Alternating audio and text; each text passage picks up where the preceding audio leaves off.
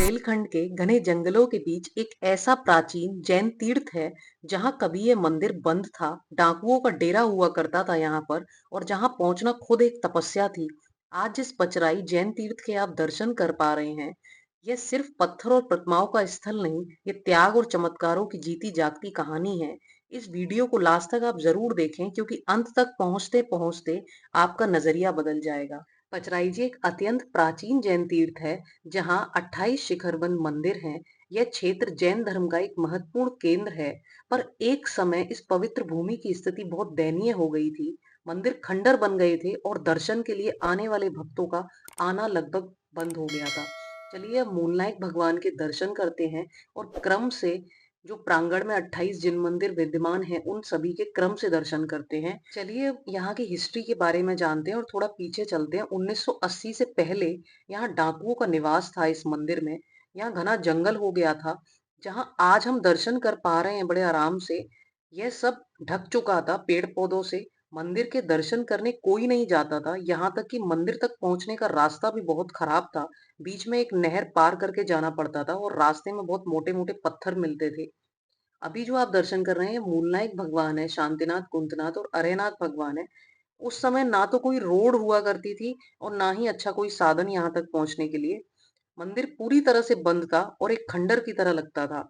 इस कठिन समय में ब्रह्मचारी जी आरजू लाल जी जैन ने यहाँ पचराई जी में रहने का निश्चय किया और सारे पेड़ पौधे साफ कराए और मंदिर जी को पुनः जीवन देने का प्रयास शुरू कर दिया। पचराई जी से 10 से 12 किलोमीटर दूर एक गांव है, मोहासा। वहां एक पत्थर रखा हुआ था प्रधान जी के यहाँ पर। जब ब्रह्मचारी आरजू लाल जी ने देखा उस प्राचीन पत्थर को, तो उन्होंने उसे ले जाने की बात की मंदिर में। तब प्रधान जी ने स्वीकृति देते हुए उनसे कहा कि अगर आप इसको उठा पाए तो आप इसको ले जा सकते हैं। आपको जानकर आश्चर्य होगा, उसका वजन लगभग 1 से 2 कुंटल का था। वो अकेले ही उस पत्थर को मंदिर तक ले गए। वह इतने बलशाली थे ब्रह्मचारी जी। आपको क्या लगता है, ये उनका शारीरिक बल था? यह शारीरिक बल के साथ उनकी भक्ति का भी बल था। वह पत्थर मंदिर जी के शिखर में आज भी स्थापित है। जिसे आप देख सकते हैं, वो शिखर में एक रिंग की तरह पे आज भी विद्यमान है। पचराई जी के इतिहास में चोरी की घटनाएं भी हुई हैं। इनमें एक अति सुंदर कलाकृतियों से अलंकृत एक प्रतिमा चोरी हो गई थी। ब्रह्मचारी आरजू लाल जी के बाद एक और त्यागी ब्रह्मचारी हुए, जिनके नाम से खनिया दाना में बाग है। ब्रह्मचारी जी चेतन लाल जी, वे उदयपुर के रहने वाले थे। वहां से वह खनिया दाना आ गए और उनको पचराई जी से इतनी श्रद्धा जुड़ी उनकी कि वह यहीं आकर बस गए।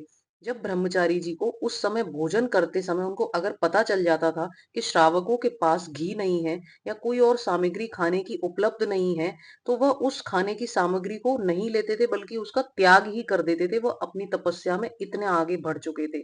कभी कभी तो वह स्वयं ही ज्वार का आटे में पानी को मिलाकर पी लिया करते थे। उसी से वह अपना पेट भरा करते थे। पचराई जी में एक बावड़ी भी है, जिसकी विशेषता है कि वहां पे उसका जो पानी है वो सूखता नहीं है। आज भी वह बावड़ी स्थित है। वहां के लोग, अन्य समाज के जो लोग हैं, वो भी पानी भरने आते थे उस समय। कभी कभी वे नीचे चले जाते थे चप्पल जूते पहनकर। यह बात चेतन लाल जी ब्रह्मचारी जी को अच्छी नहीं लगती थी, इसलिए वो उन्होंने उनको समझाया कि आप जल लें, लेकिन शुद्धता रखें, क्योंकि इसी जल से भगवान का अभिषेक भी होता है। पर लोग मानते नहीं थे।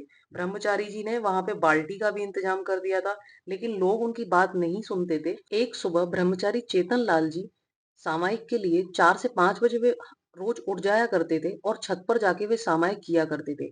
एक सुबह वह नीचे गिरे मिले और उनका स्वर्गवास हो गया। वहां के लोगों का कहना है कि शायद उन्हें धक्का दे दिया होगा। फिर उनका अंतिम संस्कार खनियादाना में किया गया, जिसे आज हम चेतन बाग के नाम से जानते हैं। उनकी रहस्यमयी मृत्यु का सच किसी को भी नहीं पता है, लेकिन उनका योगदान इस मंदिर के लिए बहुत रहा है। यह मंदिर अति प्राचीन है। यहाँ 3 से 4 शिलालेख भी मिले हैं। मोतीलाल बनारसी दास ने अपनी रिसर्च में भी कहा है पचराई जी के बारे में। उन्होंने लिखा भी है इस तीर्थ के बारे में। पचराई जी की प्राचीनता अद्वितीय है। मूलनायक भगवान यहाँ पे शांतिनाथ, कुंतनाथ, अरेनाथ भगवान है, जिनकी हाइट लगभग 375 सेंटीमीटर है। पचराई जी तक पहुंचने के लिए अब कोई दिक्कत नहीं है। अब कार बस से भी आ सकते हैं। पचराई जी खनिया दाना से लगभग 18 किलोमीटर है और शिवपुरी से 73 किलोमीटर है। 1980 के बाद मंदिर जी का ट्रस्ट बनाया गया, जिसमें सराय परिवार, श्री ताराचंद जी जैन के अलावा बाकी कमेटी मेंबर्स ने इस तीर्थ के जीर्णोद्धार के लिए महत्वपूर्ण कदम भी उठाए। उस समय में गोलाकोट और पचराई जी एक ही कमेटी के अंतर्गत आते थे।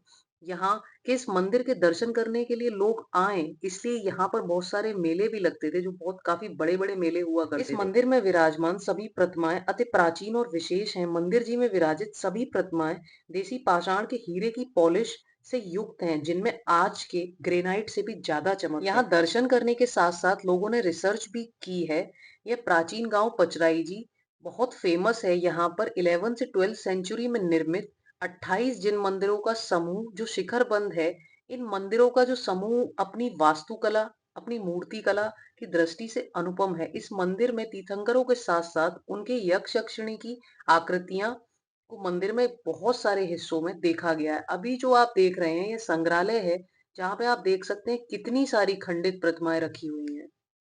आपको एक आश्चर्यचकित करने वाली घटना के बारे में बताती हूँ, जिसके बारे में हमें सुनील जी ने बताया कि यहाँ पे एक चौकीदार रहते थे। उनकी माँ इस मंदिर में झाड़ू लगाया करती थी।